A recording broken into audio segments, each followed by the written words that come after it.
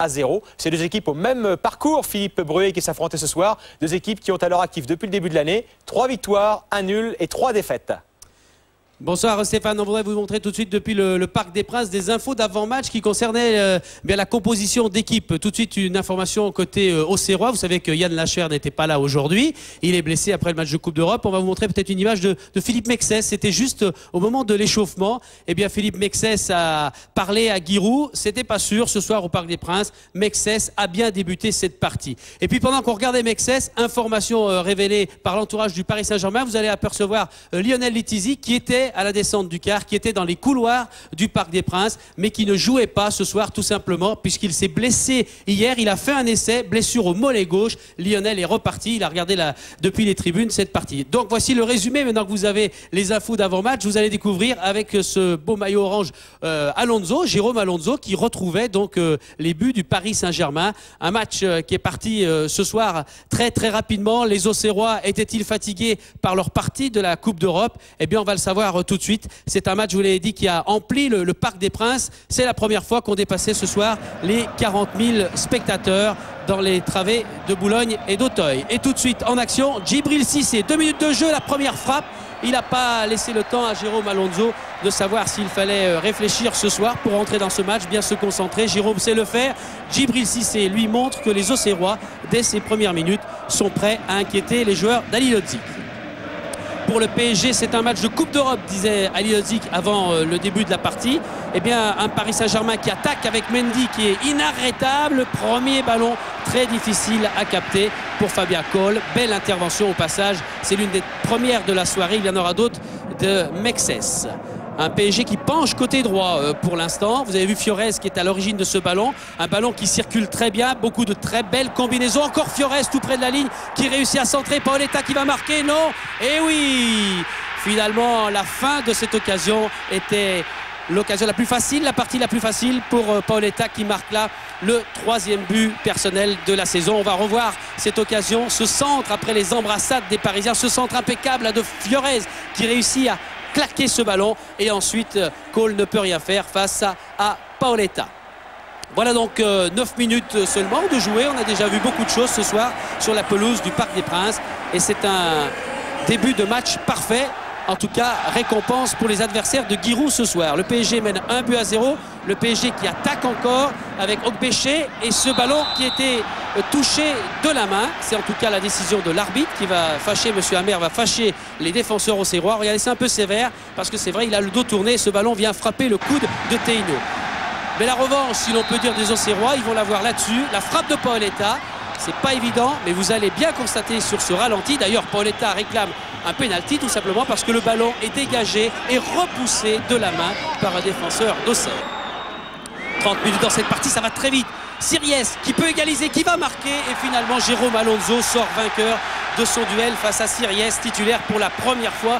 10 matchs seulement pour Siriès. Il avait là une très belle occasion. Regardez, on a l'impression qu'il est seul. Il veut chercher un regard, un partenaire à gauche et puis Alonso fait bien ce qu'il a à faire. Il ne se couche pas vite. À la mi-temps, 1-0 pour les Parisiens.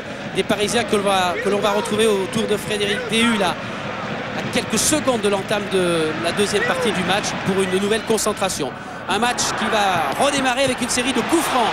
La belle frappe de Paoletta, mais le sifflet strident également de M. Hammer, l'arbitre luxembourgeois de ce PSG Auxerre, pour montrer que c'est bien Pierre Fanfan qui repousse ce ballon et qu'il y avait une position de hors-jeu sur cette occasion. De l'autre côté, une histoire de coup franc également. Là, c'est Cissé qui fait peur à tous les Parisiens, sauf à Jérôme Alonso, toujours impeccable sur sa ligne.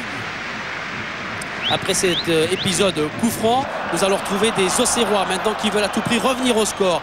Nous passons à l'instant l'heure de jeu. Vous allez voir comment les joueurs de Giroud font reculer les joueurs parisiens pour une frappe de 2 blocs. Et finalement, encore une fois, la conclusion de cette occasion, c'est pour dire qu'Alonso est toujours très bien placé. Belle assurance du gardien parisien. Les Parisiens qui, on l'a dit, reculent sous les coups de boutoir des Auxerrois. Alors on essaye de relancer au plus loin ce ballon. Nouvelle balle à l'attaque pour le PSG. Ballon de 2-0 cette fois pour Okbeché face à Fabien Coll. Paoletta, vous l'avez vu, pour pour l'instant, touche très peu de ballons, mais quand il les touche, c'est lui qui sert dans les meilleures conditions ses coéquipiers qui, pour l'instant, n'arrivent pas à terminer ce travail. La GIA dans le dernier quart d'heure maintenant avec les dernières cartouches des joueurs auxerrois. Un ballon qui va très très vite côté gauche pour retrouver Kalou. Kalou qui insiste. La frappe est belle. Ballon difficile à aller chercher. Kalou pour Teino, la volée du gauche. Et encore une fois, c'est Alonso qui brille pour détourner de justesse, mais avec beaucoup d'à-propos, ce nouveau ballon très chaud. Nous sommes dans les dernières secondes. Le coup franc de la peur. Il reste 20 secondes dans le temps additionnel. C'est Cissé qui a une balle de match. Et ce ballon passe au-dessus. Le point rageur pour Jérôme Alonso et pour tous les Parisiens. Courte mais très belle victoire. 3e victoire consécutive ce soir du Paris Saint-Germain d'Ali Lodzik. Et ce soir, encore une fois, cette équipe a retrouvé cet esprit de combativité, solidarité, abnégation. Et je suis très content pour tout le monde parce que tout le monde il fait son boulot 100%. Personne ne triche. Ben, je pense qu'on va récolter fruit de travail et souffrance qu'on a eu depuis certain moment. On a fait un pas bon début de match, où Paris en a fait un très bon. Chacun appréciera. Et puis on a fait une deuxième partie bien meilleure, mais pas assez bonne en point de vue qualité de l'offensive pour égaliser. Donc c'est un résultat qu'on peut accepter comme logique. Ouais, Auxerre qui ne réussit que très rarement au Parc des Princes. Je crois qu'il y a 20 ans que la JO Auxerre ne s'est pas imposée en championnat à Paris. C'était un remake évidemment de la finale de la Coupe de France. Mbami, le Camerounais, est heureux. Lionel Letizy peut repartir serein chez lui, tout comme d'ailleurs Jérôme Alonso, hein, qui a quand même signé l'arrêt de la partie. On va peut-être le revoir, cet arrêt, François. Il a su rester debout, regarder le jeu d'intimidation entre le gardien parisien et le jeune Siriex, nouveau venu à la JO Auxerre, joueur également formé au club. Et c'est Alonso qui gagne ce duel. Victoire ô combien importante pour le déroulé